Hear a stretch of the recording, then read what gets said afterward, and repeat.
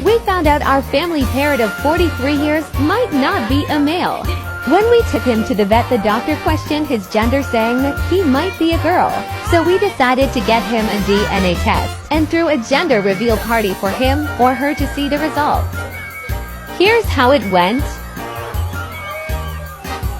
Is he gonna poop on the cake?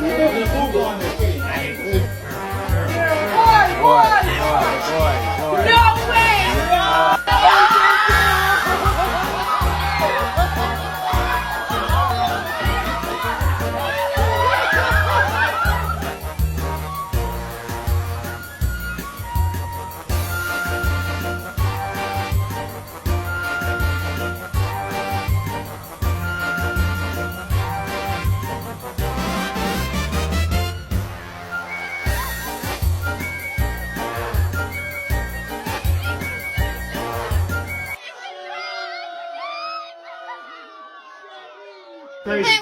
It's a girl!